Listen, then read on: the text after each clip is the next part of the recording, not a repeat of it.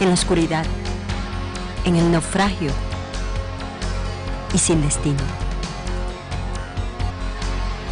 Andas buscando una palabra de iluminación. Esta palabra te dará luz en medio de la oscuridad. El Ministerio de la Enseñanza y la Evangelización, Jesús Soberano Señor, presentan su programa Palabra de Iluminación con el maestro José Briceño. Gracias, Padre. Qué bueno. Aplaudimos para recibir la palabra con bendición, con gozo, con alegría. Anoche estuve orando al Señor. Alguien, por favor, póngame un poquitito esto más para allá, Aquile, por favor. Le agradezco. El monitor, un poquitito más para allá. Ministrando al Señor y independientemente de los errores y horrores que podamos cometer, me decía el Señor, nunca te canses de pedir perdón. Yo siempre estoy dispuesto a perdonarte. Lucha. Que en el transcurso, con un solo cincelazo y con un solo martillazo, el escultor no hace la pieza. Son muchas las veces que tengo que cincelar y martillar para poder lograr el objetivo, mi objetivo en ustedes. Lo importante es que no abandones lo que yo te llamé a hacer. Y yo oraba al Señor y el Señor me dijo, vienen cosas muy grandes y muy buenas, no te las tengo que decir, tú las conoces, tú sabes. Todas las persecuciones y las aflicciones y todos los ataques que puedan venir en contra de ti por causa del reino, nada más y nada menos, decía el apóstol Pablo, que están poniendo en ti un peso de gloria. Porque la gloria que viene, que se ha de manifestar en ti, no la va a detener nadie. Pero todo depende de tu aptitud y de tu actitud. Todo depende de la capacidad que tengas para yo hacer en ti, lo apto que estés para eso. Y todo depende también del ejercicio y de cómo tú te entregas a lo que yo te llamé a hacer.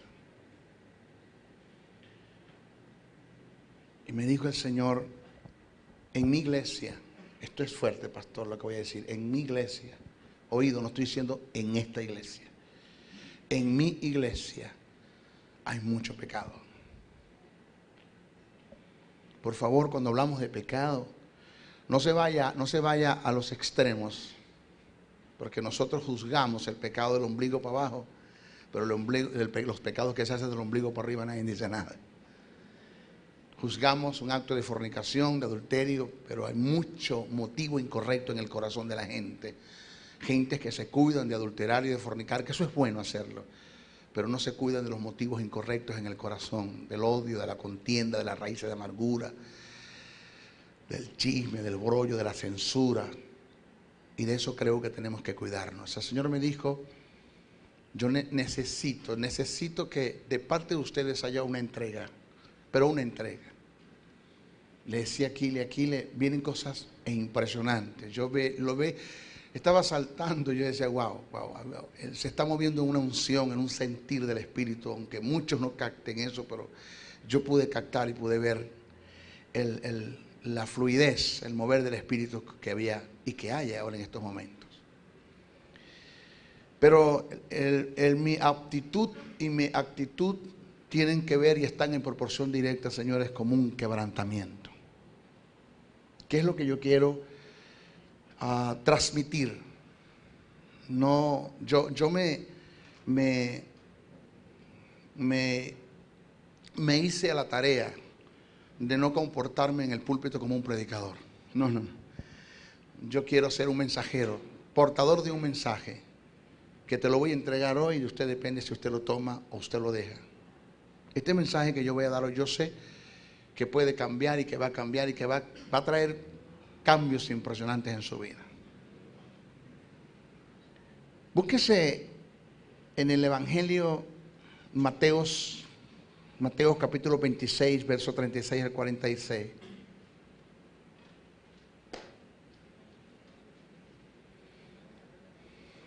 Mateo capítulo 26, verso 36 al 46. Dice, entonces llegó Jesús con ellos a un lugar que se llamaba Getsemaní, que el término Getsemaní significa prensa de aceite, etimológicamente. Y dijo a sus discípulos, sentaos aquí, entre tanto que yo voy allí y oro. Y tomando a Pedro y a los dos hijos de Zebedeo, comenzó a entristecerse y a angustiarse en gran manera. Entonces Jesús les dijo, mi alma está muy triste hasta la muerte. Que el texto en el griego no dice así, en el griego dice, tengo una tristeza que me está causando la muerte. Quedaos aquí y velad conmigo. Y yendo un poco adelante, se postró sobre su rostro, orando y diciendo, Padre mío, si es posible, pasa de mí esta copa. Entendemos lo que es copa, cáliz, sufrimiento, desde el punto de vista integral, espiritual y cuerpo. Pero dice, pero que no sea mi voluntad, pero que no sea como yo quiero, sino como tú. Vino luego a sus discípulos y los halló durmiendo. Y dijo a Pedro, así que no habéis podido velar conmigo una hora.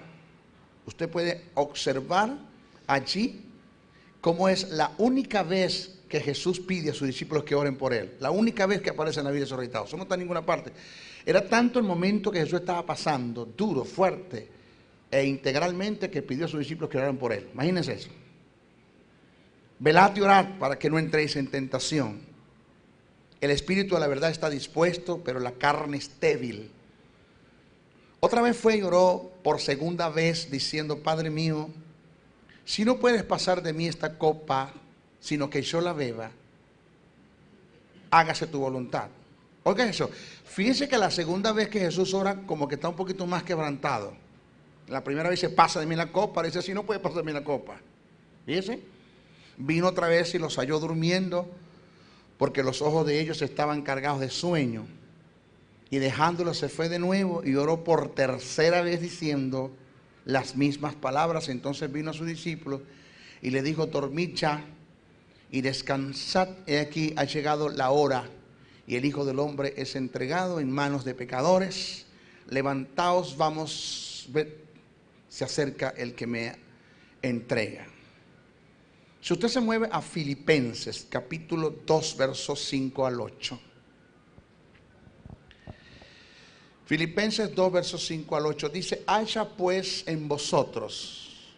Ya Pablo está hablando, nos está hablando a nosotros. Esto es una verdad trascendental que está ahí plasmada en el libro de Filipenses. Dice, haya pues en vosotros este sentir que hubo también en Cristo Jesús, el cual siendo en forma de Dios no estimó el ser igual a Dios como cosa que aferrarse, sino que se despojó a sí mismo. Oiga, se despojó a sí mismo, tomando forma de siervo. ¿Tomando qué? Forma de siervo. Y hecho semejante a los hombres, y estando en la condición de hombre, se humilló. Observa el término humillarse. Se humilló a sí mismo, haciéndose obediente hasta la muerte, y muerte de cruz. Siempre hemos presentado nosotros como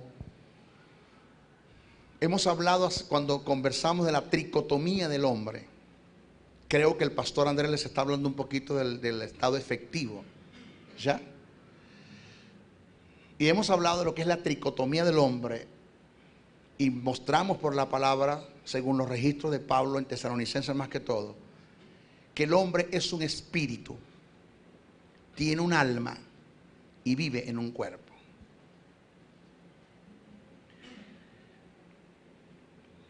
Nosotros estamos muertos, o estábamos muertos en el caso de Adán, caídos en Adán, muertos en delitos y pecados.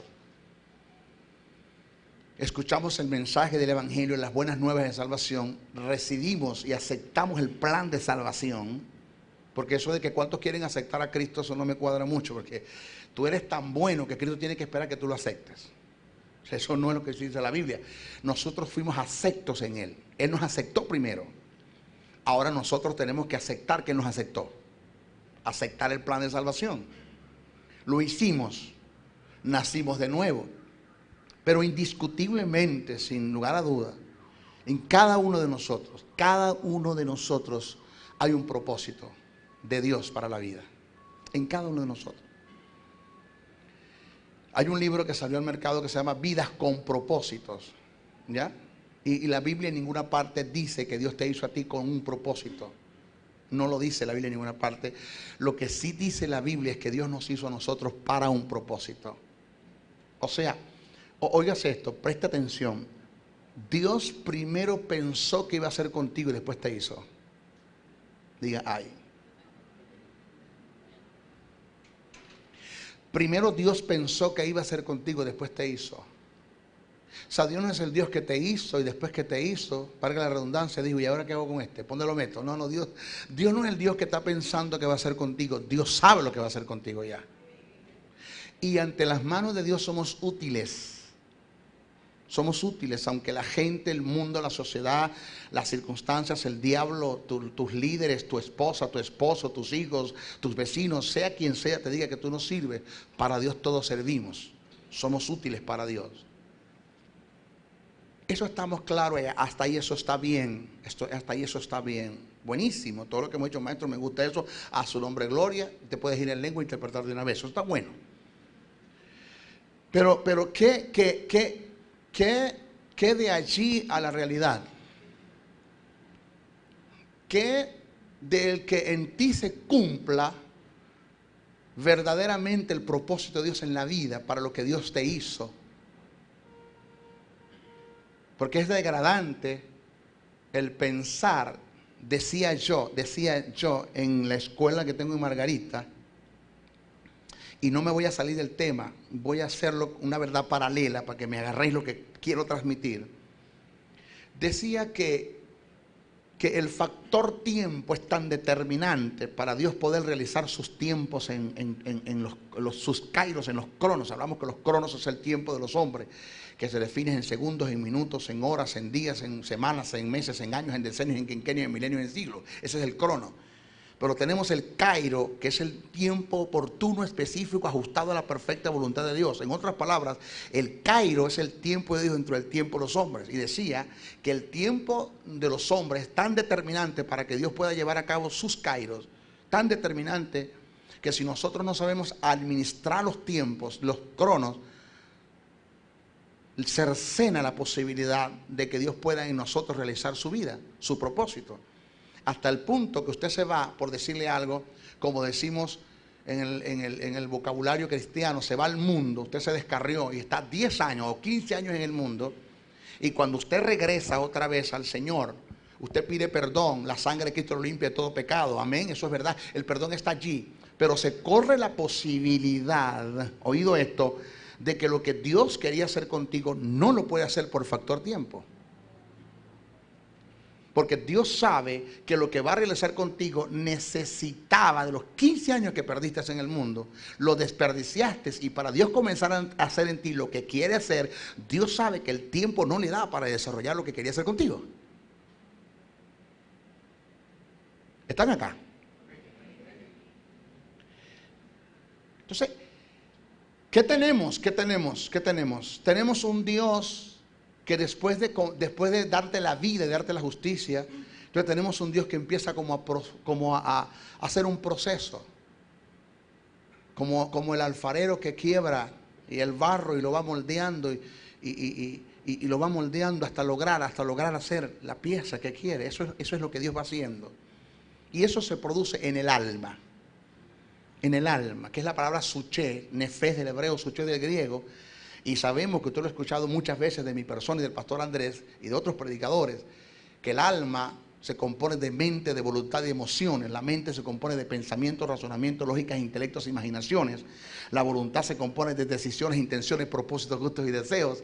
Y las emociones es donde está el estado anímico de los hombres que se activan a través de los sentidos físicos. ¿Qué Dios tiene que hacer? Oído, ¿qué Dios tiene que hacer para lograr hacer, valga la redundancia, y llevar a cabo su propósito en ti? 1, renovar la mente. 2, quebrantar la voluntad. Y 3, tomar las emociones. El proceso es tan difícil para Dios lograr hacer eso, maestro. Perdón, ¿cómo usted está diciendo tan difícil para Dios? Es que habrá algo para Dios difícil. Es tan difícil para Dios el poder santificar el alma, que eso está en proporción directa de la entrega de tu voluntad, de lo que tú quieras hacer, del que tú quieras de que Dios lo haga.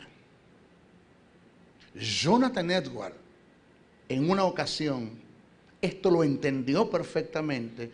Esta fue mi oración a Dios. A las 2 de la mañana yo le oré a Dios esto. Esto se lo oré yo a Dios anoche a las 2 de la mañana.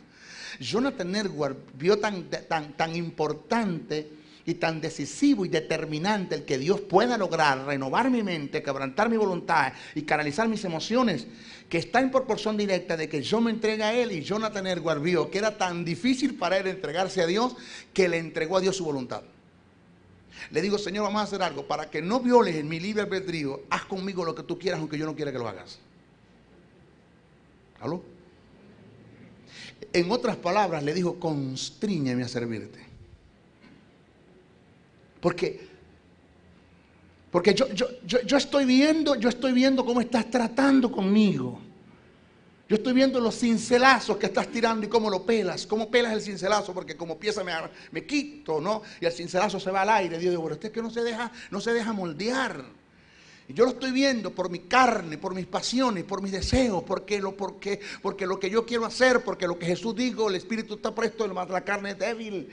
Y yo estoy viendo que estás tirando cincelazos, señores, como tratando de moldear mi vida, pero no quiero que tú, como escultor, hagas en mí la pieza que quieres hacer, porque es que yo no quiero, porque estoy viciado, porque tengo un alma viciada en el pecado, y lo que no quiero hacer, eso hago, que es lo que dice el apóstol Pablo, aunque no está hablando del creyente. Pero es algo como similar, ahí como una verdad, como un principio que se está dando en mí acá, Señor. Y entonces, como yo soy el que no quiero, yo me obstiné de esto, ya yo no he vuelto más a esto. Entonces yo te digo, constríñeme a servirte, oblígame, llévame.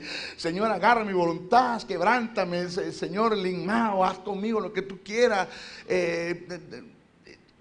Que nadie, Señor, que ningún poder de las tinieblas se va a quejar ante el trono a decirte que estás violando mi voluntad y que no estás respetando mi libre albedrío, porque yo te lo estoy cediendo, Señor. Aunque yo no quiera servirte, Señor, llévame a servirte. Y anoche le oré a Dios eso, porque hay áreas en las que yo tengo que abandonar y no he podido. Áreas en las que tengo que renunciar y no he podido hacerlo. Y anoche le decía a Dios, Señor, esto no debe estar en el vocabulario de un cristiano, pastor, porque todo lo podemos en Cristo que nos fortalece. Amén, pero usted sabe de qué le estoy hablando, de áreas en de las que usted quiere despojarse, pero no puede. Se ha creado como un Frankenstein, usted un monstruo que usted como creador lo creó y no lo puede dominar ahora.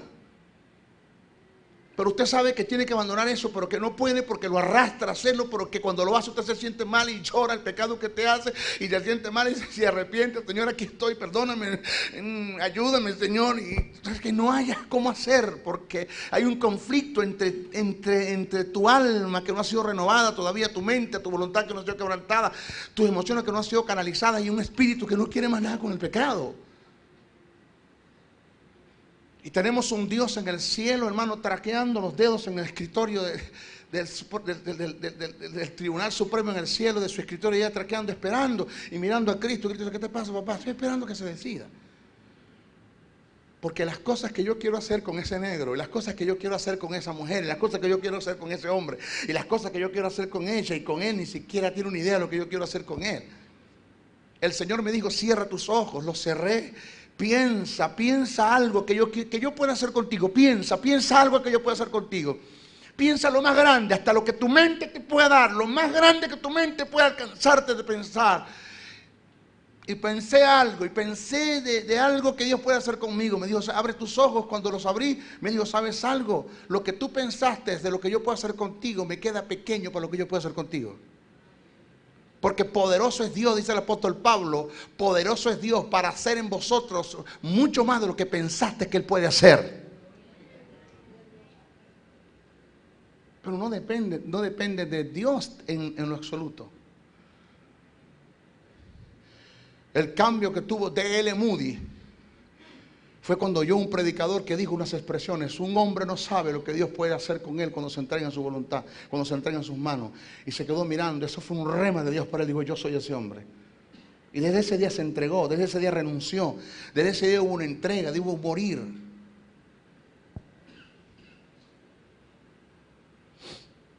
Señores, la voluntad es la facultad y la capacidad de decisión para determinar una acción. Debemos tomar en cuenta que el hombre está en posesión de una voluntad libre. Esto significa que es soberano, que tiene una voluntad soberana. Lo que él desaprueba no puede serle forzado, y a lo que se opone no debe serle impuesto. La voluntad libre significa que el hombre puede escoger o elegir lo que quiera. No es un juguete mecánico que otros hacen funcionar. No es una especie de marionetas, títeres que otros dirigen. Él es responsable de todos sus actos, de todas sus acciones. La voluntad controla, oído, desde lo profundo del ser todas las cosas del interior y exterior de él. Él no es gobernado automáticamente por una fuerza exterior, sino que alberga un principio en lo endógeno por el cual determina sus actos. Este era el estado del hombre cuando fue creado por Dios. El hombre que formó el Creador no era algo mecánico. Dios lo hizo un ente moral libre, con facultad de elegir y de decidir. Esto se ve muy claro cuando Dios le dijo al hombre: de todo árbol del huerto podrás comer, mas del árbol de la ciencia del bien y del mal no comerás, porque el día que de él comieres ciertamente muriendo morirás. De la forma que Dios se le expuso el mandamiento al hombre, fue libre, respetando el libre albedrío del hombre. Solo lo persuadió, oído, lo persuadió, no lo manipuló, no lo intimidó, lo persuadió y le hizo una advertencia, pero no lo obligó. Adán estaba en la disposición de obedecer o no obedecer, y comer del árbol prohibido o abstenerse de hacerlo, pero tenía que ser Adán el que tomara la decisión. Dios no iba a mandar un ángel del cielo para que le tomara la mano y no agarrara del fruto. Tú tienes que tomar una decisión. Pero él no quiso escuchar y comió y desobedeció el mandamiento. Ni a un Dios con todo el poder, oído, ni a un Dios con todo el poder que tiene puede impedírselo. Él le dio al hombre la facultad de decidir, y esto se le llama libre albedrío o voluntad libre. Dios pone la responsabilidad de comer o no en el hombre, para que él decida en conformidad con su voluntad, sin ningún obstáculo. Dios no creó un Adán que fuese incapaz de pecar o programado para no pecar. Pues que de haberlo hecho, el hombre sería una pieza mecánica. Dios le advirtió las consecuencias del pecado, producto de la desobediencia, dándole un mandamiento. Sin embargo, la responsabilidad de escuchar o no se hallaba en Adán, en el hombre. Oye, que estoy hablando con usted, esto es usted, esto soy yo. Dios, a causa de su justicia, no quería forzar al hombre a hacer lo que éste no quería hacer. Para que el hombre obedezca a Dios, se requiere la voluntad de hacerlo, puesto que Dios nunca obliga. Él podía emplear varios medios para hacer que el hombre ceda su voluntad, pero es la ética de Dios dejar que el hombre determine y haga su propia elección, porque de todo esto le tendrá que dar cuentas a Dios. Señor, tengo tiempo orándote que me quites esto. Yo no te lo puedo quitar. Tú lo tienes que dejar. Yo no lo puedo hacer. Tú lo tienes que dejar. Usted sabe lo que usted tiene que abandonar. Yo sé lo que yo tengo que abandonar. Usted sabe que vivimos de destellos y de balbuceos, que vivimos de estar comiendo de las migajas de las mesas, porque hay cosas que no hemos querido renunciar. La Biblia dice que Moisés renunció a los placeres temporales del mundo. Todo lo que le ofrecía el faraón, lo que le ofrecía el trono, rehusó y puso su mirada en el galardón, el cual es Cristo. Y si Moisés puso su mirada en el galardón, el cual es Cristo, y no existía Cristo todavía, ¿cuánto más nosotros que estamos sentados a la diestra del Padre?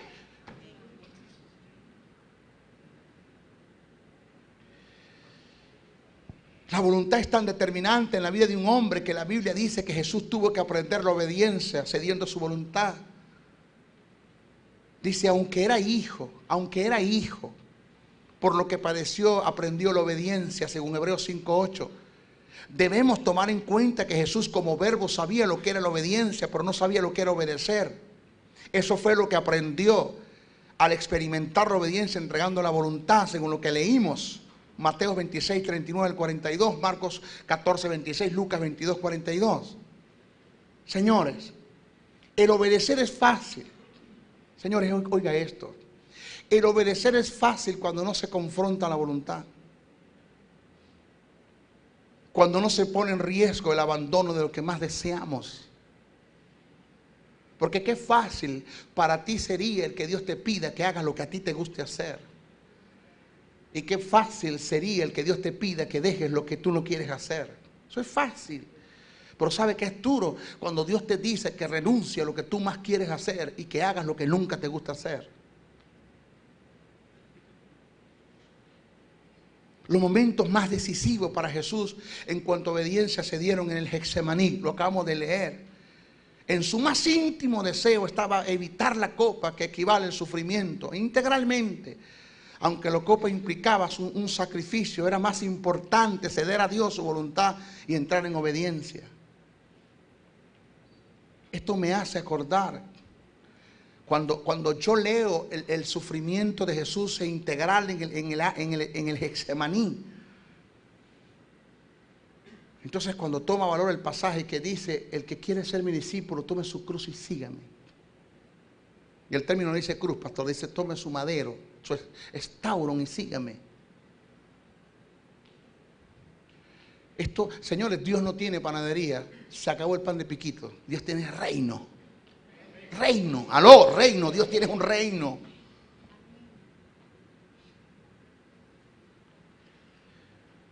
Por eso digo que el obedecer es fácil cuando no se corren riesgos, cuando no se tiene nada que perder, cuando no hay nada a lo cual renunciar.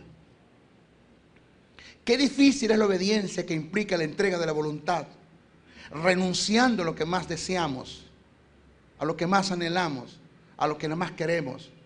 La obediencia tiene tanto valor cuando se pierde todo para ganarlo a Él.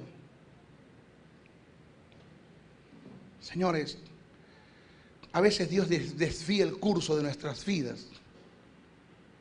Porque qué lindo, hermano, es dedicarle toda la vida a los estudios y y lograr un objetivo, y graduarte, recibir un título y estar listo ya para ejercer y para ejecutar. De pronto Dios te dice, deja eso y vete a la China como misionera. No es fácil.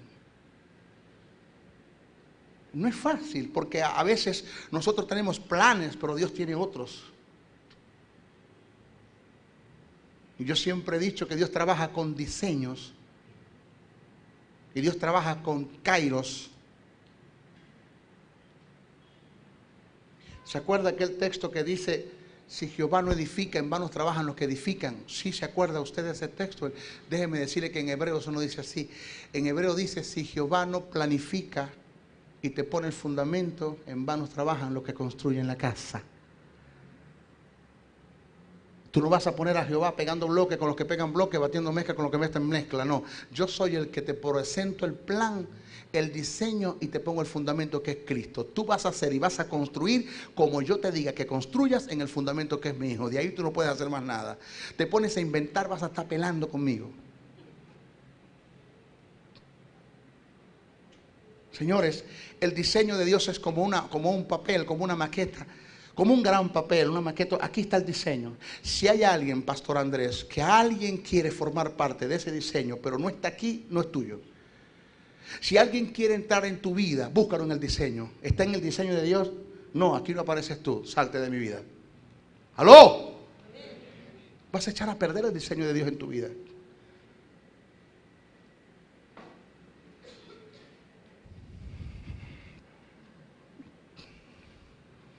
Para Abraham no fue fácil la obediencia cuando Dios le demandó la entrega de su hijo. ¿Y sabe que me llamó la atención, Pastor Andrés? Que Dios le dice, Dios redunda en Abraham. Dice, entrégame a Isaac, tu único hijo, tu primogénito, el que más amas. ¿Por qué redunda Dios? ¿Por qué Dios redunda? Dice, entrégame a Isaac. Ya es suficiente, ya dime Isaac, yo entiendo, Jehová. Pero dice, entrégame a Isaac, tu único hijo, tu primogénito, el que más ama.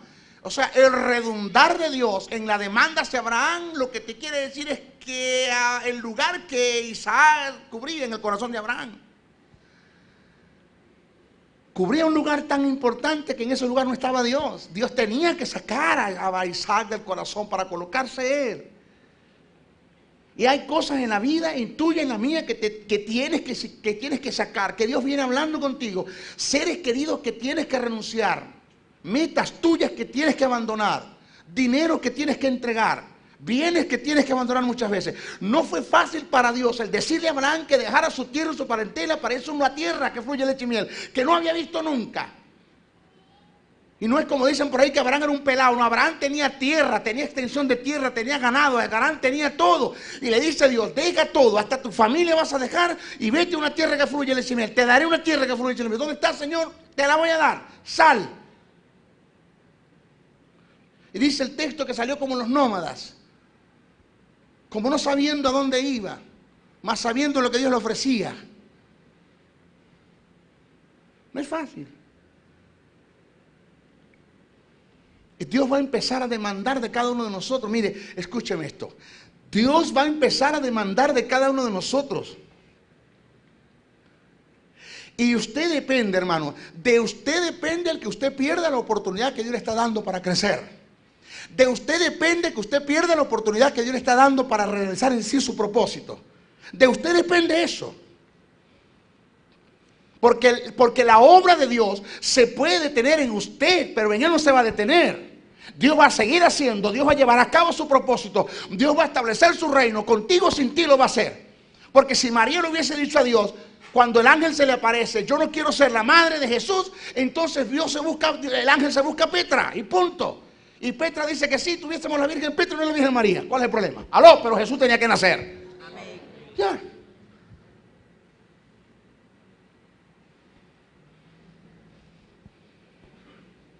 Si le doy un aplauso al Señor, yo creo que lo veo como callado, como muy calladito.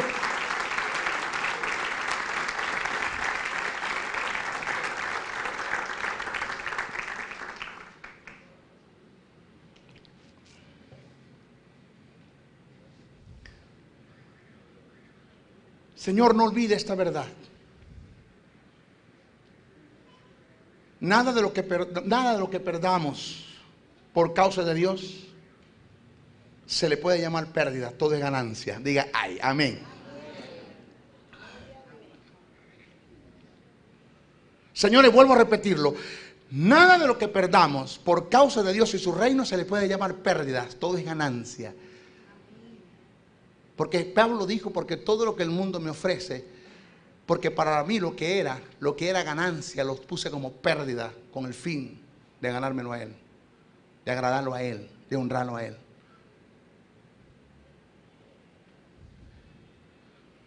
Llegarán momentos decisivos en tu vida donde Dios demandará obediencia, momentos donde vas a entrar en conflictos, donde tienes que desprenderte de tu alma lo que más amas y deseas, sean tus bienes, una posición, un ser amado. Por esta causa,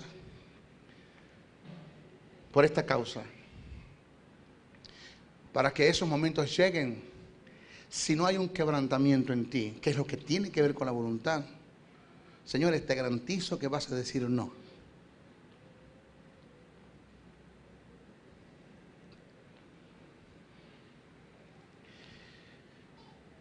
Sabemos que la voluntad se compone de decisiones, intenciones, propósitos, gustos y deseos. Todas estas cosas tienen que ser quebrantadas después de Dios santificar el alma. Escúcheme esto. Yo hablé con el pastor Andrés ahora en la oficina. Hemos estado hablando, hemos estado conversando. Porque ahora más que nunca estamos más unidos que nunca. Y le dije, pastor, se acabó el pan de piquito, Dios no tiene panadería, Dios tiene reino. Él agarró en el espíritu del asunto. ¿De qué me hablas, Riseño? Pastor, nos tenemos que cansar, pastor, y renunciar de hacer cultos por hacer. Nosotros tenemos, pastor, que seriarnos, no es que no lo estamos, más de lo que estamos en esto, para que se pueda producir en la gente que se congregan lo que Dios quiere, que se produzca en ellos. Que ustedes por la palabra que nosotros les damos, que ustedes vivan, en ustedes se produzcan cambios y ustedes puedan decir, sí funciona el evangelio. Y no seguir viviendo un evangelio, hermano, donde nuestros propios hogares se separan de creyentes lavados por la sangre de Cristo. Su nombre está escrito en el libro de la vida. Tienen el Espíritu de Dios y no tienen un carácter como para soportarse y sobrellevarse, sino que prefieren separarse. Y uno por cada lado. Eso no es de Dios. Porque ¿cómo podemos nosotros solucionar los problemas de un mundo que se pierde y se hunde cuando no hemos podido todavía con nuestros problemas? No hemos podido resolver los problemas que tenemos en nuestras iglesias. Porque ¿qué es lo que estamos haciendo, señores? En nuestros púlpitos muy poco estamos dando. Y eso se tiene que acabar. Y si estamos dando, hay muy poca gente que esté dispuesta a asumir su responsabilidad.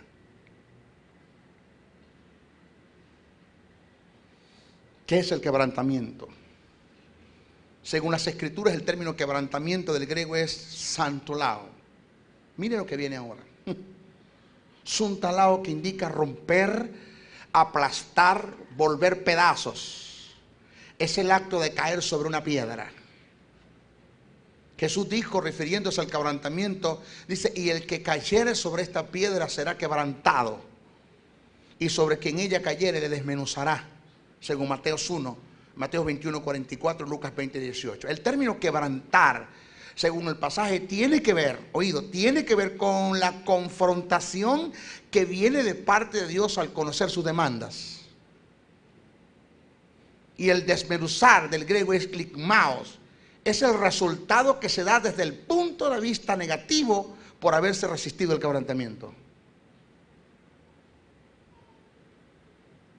Señores, Jesús le dijo a sus discípulos que llevaran su yugo. Que según la hilación del pensamiento, indicaba para ese momento que acataran y se sometieran a sus enseñanzas.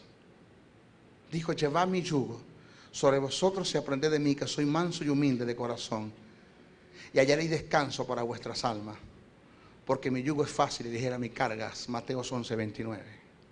Escuche esto. Había una vaca que se llamaba Luna. Había una vaca que se llamaba Luna, de trilleo y de arado. Y colocaron un toro arisco del otro lado del yugo para arar la tierra.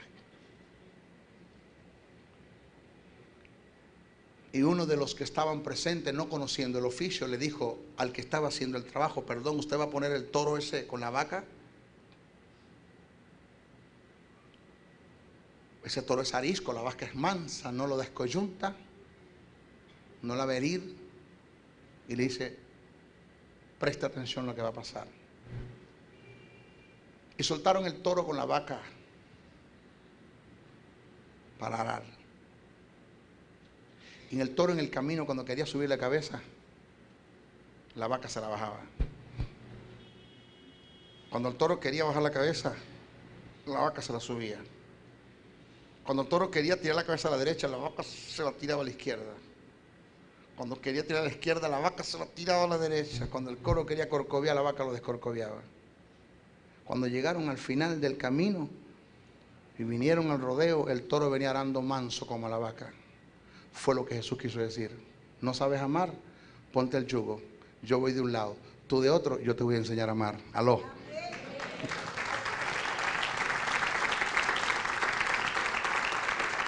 Eres el yugo del Señor. Vamos, acá está mis enseñanzas, dice el Señor. Yo necesito quebrantamiento en ustedes. Que nada hago con lanzarles y darle palabras y llenarlos de Biblia, que ustedes se conviertan en teólogos de qué, de nada. Cuando lo que está en la palabra nosotros no lo vivimos. A mí no me dice nada que cuando yo voy a leer la Biblia usted se ponga de pies, porque eso es honrar la palabra. Yo no tengo problema con que usted se levante, pero la forma más eficaz de honrar la palabra es vivirla, caminarla, accionarla, comérsela, digerirla, enseñarla, hacer de esto un estilo de vida, que la palabra produzca cambio en nosotros, que haya fruto en nosotros.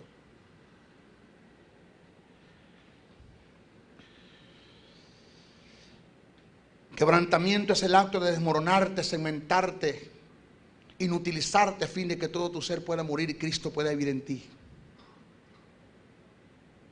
Esto lo entendió y lo vivió el apóstol Pablo en carne propia, cuando dijo: con Cristo estoy juntamente crucificado. Óigame, y ya no vivo yo, mas Cristo vive en mí. ¿Y qué dice apóstol? ¿Qué dice pastor? Bueno, ya está estudiando el apostolado. ¿Qué dice pastor? Dice: y lo que vivo en la carne, lo vivo en la fe del Hijo de Dios, para agradar a aquel que me amó y se entregó por mí. Señores, Jesús entendió y enseñó y vivió este principio. Dijo: de cierto os digo. Todas las cosas que Jesús dijo tienen sus razones. Que si el grano de trigo no cae en la tierra y muere. ¿Quiénes son los trigos, pastor? Siempre que Jesús habla del trigo, habla de los buenos, de la iglesia, de Israel. Si el grano de trigo no cae en tierra y muere, queda solo. No puede llevar fruto, pero si muere lleva muchos frutos. En esta alegoría, Jesús presenta, relacionando la cáscara de la semilla como el alma no santificada, que contiene la voluntad que está viciada y dominada por el pecado. Y que esa voluntad adquirió tal autonomía y despliegue que es prácticamente infranqueable para el espíritu renacido. La vida está dentro de la cáscara, que es la semilla. Hasta que ésta no sea esquebrajada, no germinará y por ende nunca llevará fruto. Nunca. Toda la vida la puedes pasar en la vida. Toda la vida la puedes pasar en la iglesia. Dios nunca podrá hacer contigo nada y comer de migajas y de balbuceos. Proverbio dice: el corazón del sabio está a su mano derecha, mas el corazón del necio a su mano izquierda. Me llamó siempre la atención eso. Digo: ¿por qué, Señor? ¿Por qué el corazón del sabio está a la mano derecha y el del necio a la mano izquierda? Me dijo Dios: ponte la mano en tu lado izquierdo. Me lo puse. ¿Qué sientes? Veo que mi corazón, siento que mi corazón late. Estás vivo. Eres un necio. Ponte la mano en el lado derecho. Me la puse. ¿Qué sientes? No siento nada. Estás muerto. Yo solamente con los muertos puedo trabajar. ¿Aló?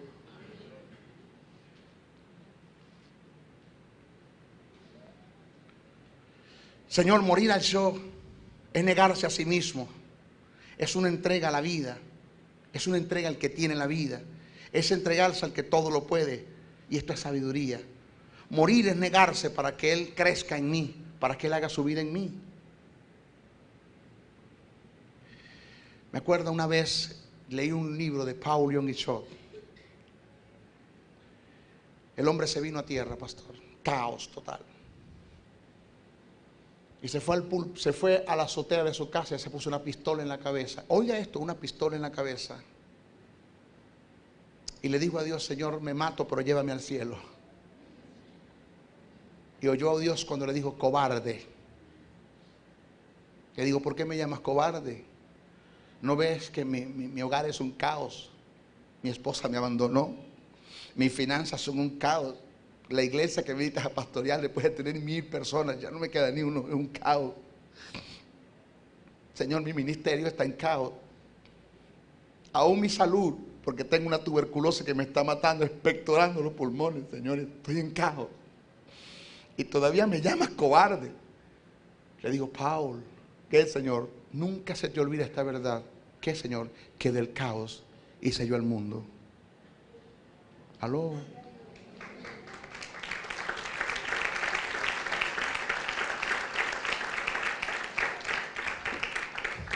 Paul, Señor, entrégame tus caos y yo haré de tus caos grandes mundos. Baja la pistola, cobarde. La bajó. Y oiga esto, y le dijo Dios: Paul, Señor, si yo no hubiese intervenido, ¿te hubieses matado? Yo sé que sí. ¿Lo hubieses hecho o no? Sí, Señor, me hubiera matado. Hubiera cometido un acto de suicidio, me hubieran matado. Aquí te hubieras muerto ya. O sea que si yo no intervengo, ¿te hubieras muerto? Sí. ¿Quiere decir que si no intervengo, te hubieras muerto, Paul? Sí. Entonces, de ahora en adelante, tú no tienes poder de decisión porque los muertos no deciden. Tú de ahora en adelante vas a hacer lo que yo te diga. Porque si yo no intervengo, te hubieras muerto. Entonces vive como que si estuvieras muerto y déjame hacer mi vida en ti. Aló.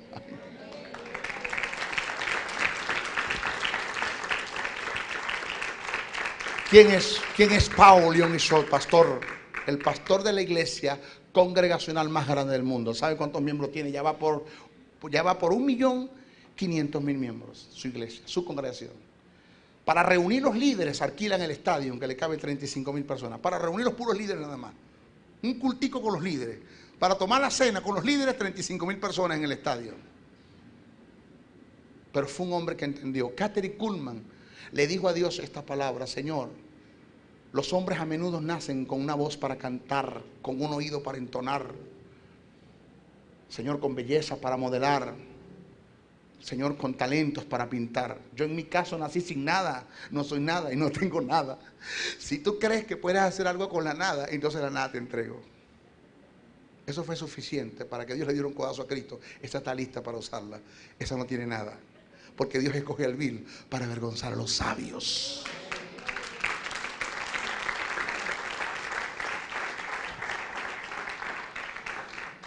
Yo quiero que se ponga en pie, por favor. Y termino leyendo esto. Quintín Silvas Bermúdez. Pastora, oiga esto. En uno de sus libros dice: cuando el quebrantamiento de espíritu se activa en la vida del hombre, él mismo toca las fibras más profundas de su ser, neutralizando su potencial y su habilidad para librarlo de su autodependencia y autosuficiencia, impulsarlo a una mayor experiencia espiritual. Lo cierto es que el inmenso poder del quebrantamiento de espíritu, el inmenso poder del quebrantamiento de espíritu, cuando logra sus efectos en una persona, es capaz de revolucionar y producir vidas aún en medio de los huesos secos. No habrá proporción espiritual sin que haya un quebrantamiento. Esta es una gran verdad que debemos ser atesorada en el cofre de nuestros corazones y todos aquellos que son llamados por Dios. Nunca olvides este principio que desciende de lo alto. Solo los verdaderos quebrantados ante Dios serán promovidos por Él.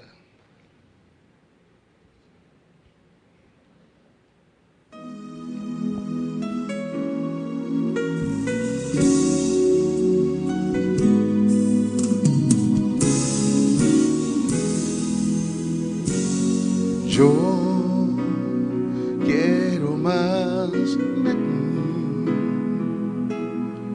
Cántalo conmigo.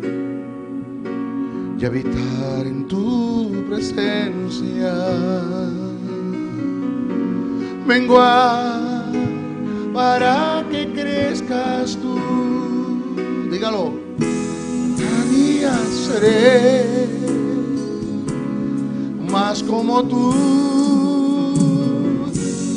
Yo quiero más de ti.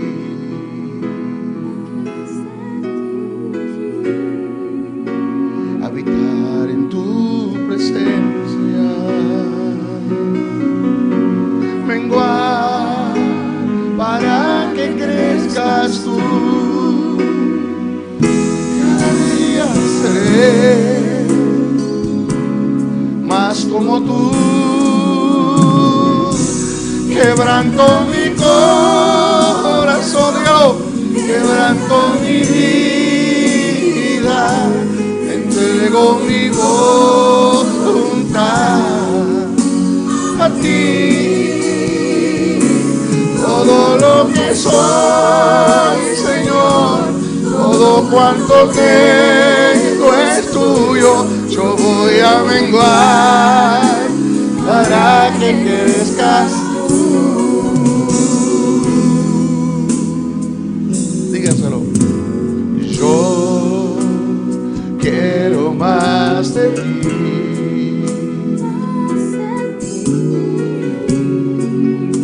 Y habitar en tu presencia. Menguar para que crezcas tú. Cada día seré más como tú, quebrando mi corazón, quebrando mi vida, te entrego mi voluntad. A ti todo lo que soy, Señor, todo cuanto tengo es tuyo. Yo voy a menguar para que crezca tú. Quebrando mi corazón, quebrando mi vida, te entrego mi voluntad. A ti todo lo que soy, Señor, todo cuanto tengo es tuyo. Yo voy a menguar para que crezcas tú.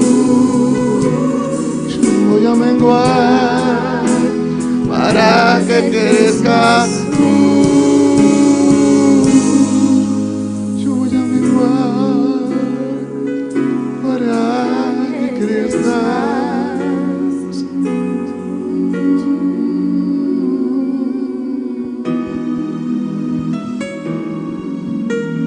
Dios está acá, el Espíritu de Dios está acá.